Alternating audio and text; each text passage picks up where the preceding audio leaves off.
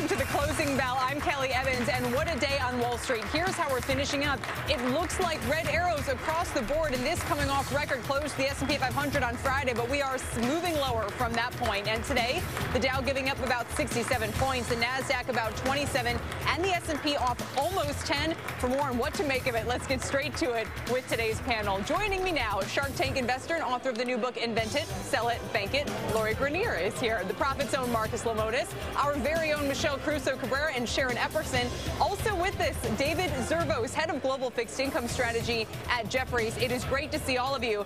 David, I just got to start with you. I mean, what do you make of these markets here? And is today the beginning of a sharper pullback? You know, it was only, what, 4 or 5 hours ago that we were at all-time record highs, I think, in the S&P, or pretty close to them. We were having a pretty good day. So I'm reluctant to read too much into the day-to-day gyrations, and we're still extraordinarily close to those all-time record highs. So I think it's very much still a risk-on environment. It's an environment characterized by central banks that have added, and others that will continue to add liquidity to the system. And I see that as a theme that's not going away anytime soon. Even with the Fed taper, we have a lot of other easy central banks out there, right. And we also have central banks that, if things get bad, are going to come back and give us a little bit more juice. So I feel pretty good about that. Sharon, I can't get over the action in commodities lately. I'm not quite sure what to make of it. Help us out here, because on the one hand, you've got copper, you've got iron ore taking it on the chin. On the other hand, you've got some of the softs, some of the foods moving so much higher. Is there a broader signal amid all of this? Well, I think the broader signal is that a lot of traders are waiting to see kind of all of this weather-related data that we've gotten recently, how that's going to play out ultimately. Is that something that's going to be a continuing trend, at least what we're seeing here in the U.S.? I think a lot of folks are also looking to see what impact we're looking at from some of the emerging markets and some of the developing countries, and that is having an impact, as we've seen, on copper, on iron ore, and on oil, at least in the overnight session. The other thing, though, you have to keep in mind, when we're talking about oil prices here in the U.S., we still have levels of inventory that we have not seen in many, many months. And so that has been putting a little bit of pressure on prices. But it'll be really interesting to hear from John Watson about going forward where those prices are, because most folks I talk to say, yeah, a $1 pullback, you might think that that's going to be kind of good for prices at the pump. It's not going to last. We're going to be right around this triple-digit mark for a long time. And we're going to talk to him in just the next block. If you want to get a broader sense, though, of what's happening in this environment, Michelle, look no further than what Puerto Rico did today. A whopping bond offering, $3.5 billion. This is the largest junk muni offering in U.S. history. It was originally thought they'd have to pay more than 10%, but investors and hedge funds are so hungry for yield, they offered to buy more than $16 billion worth of stuff. Super oversubscribed. They only had to pay a little more than 8.5%, which, by the way, triple tax-free, no federal tax, no state tax. We're going to talk to the two leads on that coming up later in the show. Yeah, exactly. And the reason why I raise it as well is just because whether it's Puerto Rico, whether it's, you know, parts of the European periphery, I mean, the credit markets are so strong. There's such a reach for yield still. This is the point David Zervos was kind of alluding to. Want to also bring in fast money trader John Najarian. Dr. J, are you there? I am indeed, Kelly. How are you doing? Good. So, I mean, what do you make of the action today? There was a story of a lot of turnarounds today. You cited Plug already. We've already had Fannie Mae and Freddie Mac. These two stocks really flipped around. Fannie hit $6.35 or so this morning and then sold off very hard. That's FNMA, sold off very hard, breaking through $4 to the downside. Relatively small moves for single-digit stocks, but percentage-wise, Kelly, these were massive moves. Oh, so and if you're one of the hedge funds involved in these names, this a 32% drop, and I don't even know what's. I mean, that's really going to hurt. It could cause some pressure across markets. By the way, could put some pressure as well on other parts of the financial and home building complex, depending on how exactly this moves forward. And by the way, from homes, Marcus, to autos, you got to talk about what's happening with Tesla today, because pretty shocking to see now 3 different states whose dealer networks are so strong, they're able to say, sorry, politicians, we don't want Tesla to be able to sell directly to consumers. Well, I know that Tesla attempted to use a manufacturing plant in Texas as kind of the loophole to get into that state. These auto lobbies are so strong, And I think they're far more consumer favorable than what Tesla's trying to do.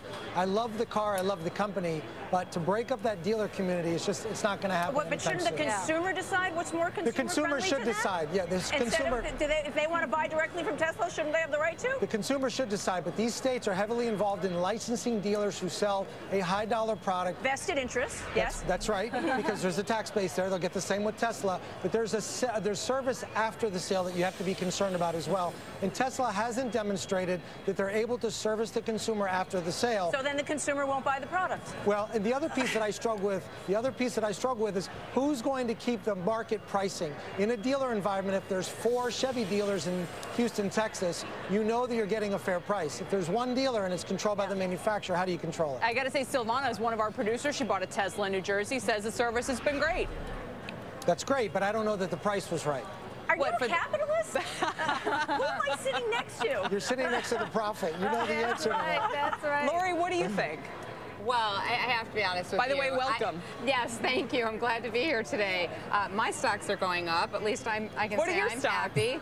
I have different funds, but you know, today I really wasn't watching the market. My book launched today, so I've been busy doing the talk shows. So I'm going to decline on opinion today because I really wasn't watching the market. Well, I still want to ask you, though, a little bit about this whole issue in New Jersey, just the latest state, again, with Tesla, where it's coming out. I asked Phil LeBeau about this last hour. I said, I don't understand why a state is able to say to, is basically able to rule that a company can't sell directly to consumers. And he said there are a lot of these franchise laws that were put into effect back in the late 90s when the internet was really growing quickly, and there was a worry that companies like Ford and GM might sell directly to consumers and all of a sudden, you know, sideline or undercut an entire industry.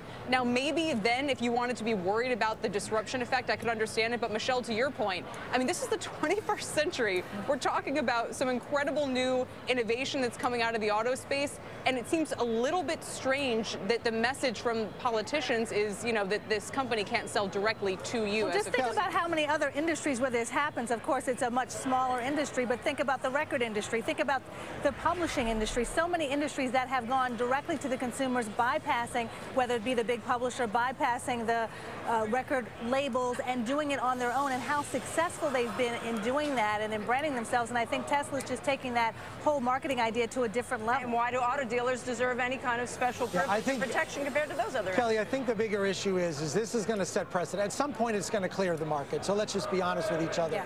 It's going to clear the market.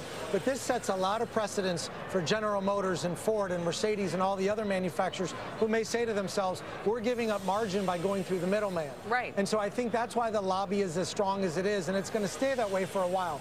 At some point, to the rest of the panel's kind of probably agreement, it's going to clear the market at some point, but it'll be done in a way where all the concerns are eased. All right, David Zerbos, before we let you go, sir, I mean, you've written and been one of sort of the most incisive people when it comes to this market, to the fact that central bankers, whether it was Ben Bernanke, Janet Yellen, were going to keep a bid in place here despite the sell-offs that have come up from time to time. But when I read your notes, I get a sense that you seem to be one of these kind of fully invested bears, if you will, or kind of, you know, you hate the market, but you got to be in it. Is that a fair way of characterizing the activity more broadly that we're seeing across stocks right now?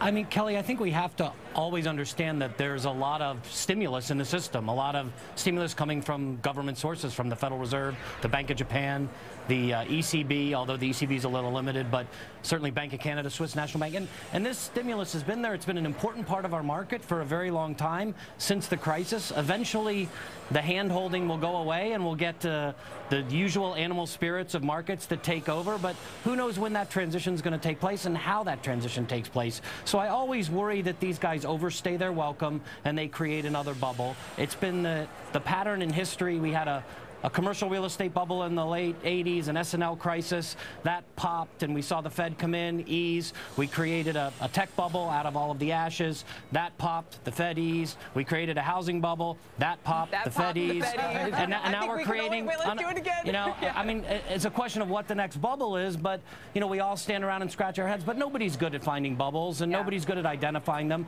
I'm pretty sure that I can guarantee one thing. We will have another one.